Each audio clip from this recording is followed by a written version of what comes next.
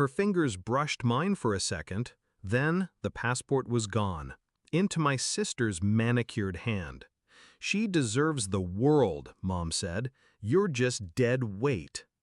Dad smirked like cruelty was a family tradition.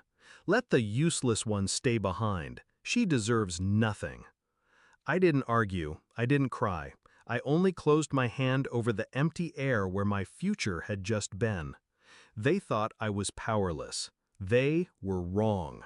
2 months earlier, I had been the planner, the one who booked the tickets, checked the exchange rates, mapped the itinerary. When my sister posted family trip on her Instagram story, she got the likes. When Dad talked about how she deserved a break, Mom nodded.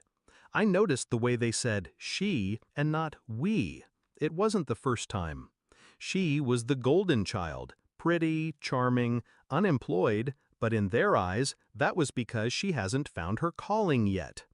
Meanwhile, I worked double shifts and paid the utility bills. No one noticed.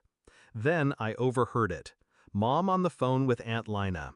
"She doesn't need to go, she'll just drag us down. The trip will be better without her." A pause. "Yes, I'll take her passport when she's not looking." Something in me shifted that day. Not rage, not despair, just calculation. I started small. First, I handled the booking accounts, changed the airline passwords, printed the travel insurance documents in my name only. No one noticed. They never asked questions if I was the one handling boring details.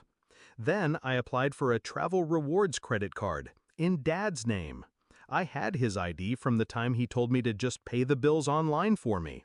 I routed all the bonuses to a private account they didn't know existed. I also made copies of their passports, high-quality scans. My sister's too. 3 days before the flight, I accidentally left the group itinerary open on my laptop, where my sister could see.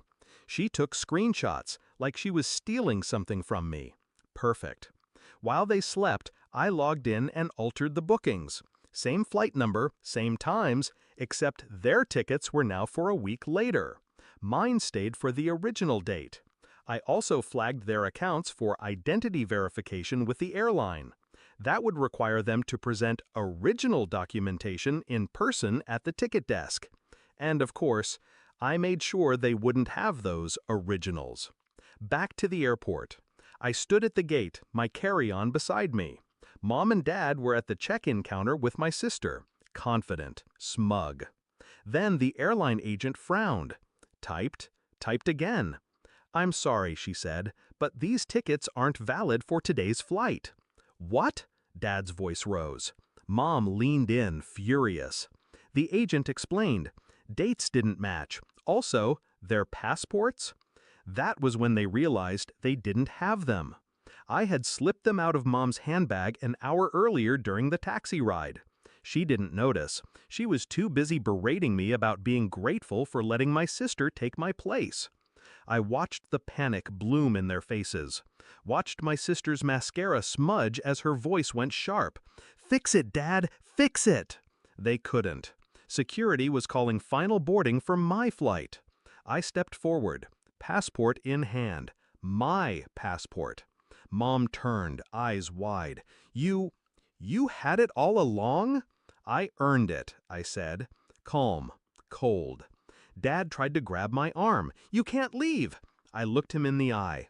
"You're right. I can't leave you. But you're staying." The agent scanned my boarding pass. The beep was the sweetest sound I'd ever heard. Somewhere over the ocean, my phone buzzed. 20 missed calls from Mom, 32 from Dad, 44 from my sister. The voicemails were chaos, yelling, bargaining, sobbing. I smiled. I turned on airplane mode. 1 week later, I posted a photo from a white sand beach. Caption, "Dead weight can float just fine without you." Their trip? Canceled.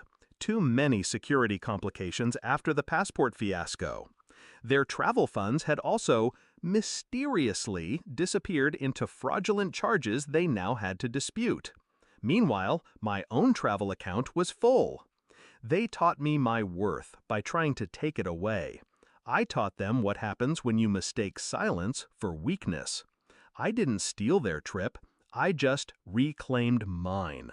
And standing under that sun, miles away from them, I realized justice doesn't always come in courtrooms. Sometimes it comes at the boarding gate.